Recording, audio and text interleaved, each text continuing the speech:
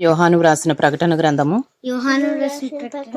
19వ అధ్యాయము 19వ వచనం నుండి 20వ అధ్యాయము 6వ వచనం వరకు.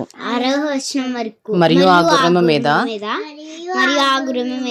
కూర్చున్న వానితోను ఆయన సేనతోను యుద్ధము చేయుటకై ఆ క్రూర మృగమును భూరాజులను వారి సేనలను కూడియుండగా చూచితిని. అప్పుడు ఆ మృగమును దాని ఎదుట సూచక క్రియలు చేసి దాని ముద్రను వేయించుకుని వారిని ఆ మృగపు ప్రతిమకు నమస్కరించిన వారిని మోసపరిచిన ఆ అబద్ధ ప్రవక్తయు పట్టబడి వారిద్దరూ గంధకముతో మండు అగ్నిగుండములో ప్రాణముతోనే వేయబడిరి. కడమవారు గుర్రము మీద కూర్చున్న వాని నోట నుండి వచ్చిన ఖడ్గము చేత వధింపబడిరి. వారి మాంసమును పక్షులన్నయు కడుపారా తినెను. 20వ అధ్యాయము.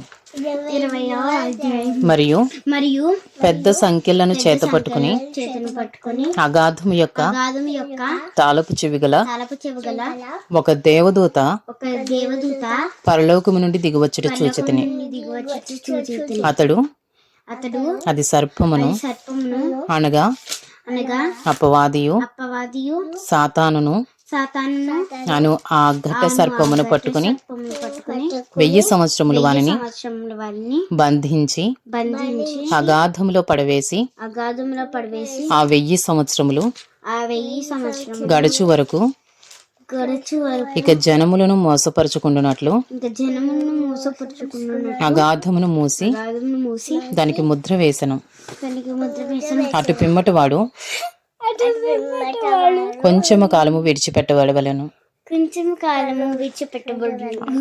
అంతటి సింహాసనములను చూచితిని. వాటి మీద ఆసీనులయుండు వారిని ఆసీనులయుండు వారికి విమర్శ చేయుటకు అధికారము ఇయ్యబడెను. మరియు క్రూర మృగమునకైనను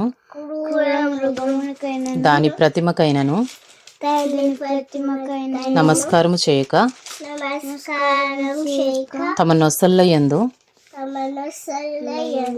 గాని చేతుల యందు గాని దాని ముద్ర వేయించుకుని వారిని యేసు విషయమై తామిచ్చిన సాక్ష్యము నిమిత్తమును దేవుని వాక్యము నిమిత్తమును శిరచ్ఛేదనము చేయబడిన వారి ఆత్మలను చూచితిని.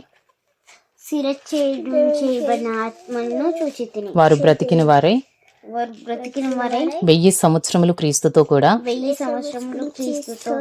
రాజ్యము చేసిరి. ఆ 1000 సంవత్సరములు గడుచు వరకు కడమ మృతులు బ్రతకలేదు.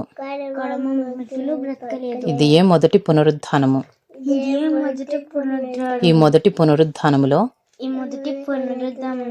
పాలుగలవారు ధన్యులను పరిశుద్ధులు నయ్యుందురు.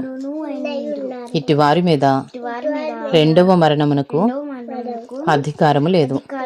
వీరు దేవునికిని క్రీస్తుకును యాజకులై క్రీస్తుతో కూడా 1000 సంవత్సరములు రాజ్యము చేయుదురు.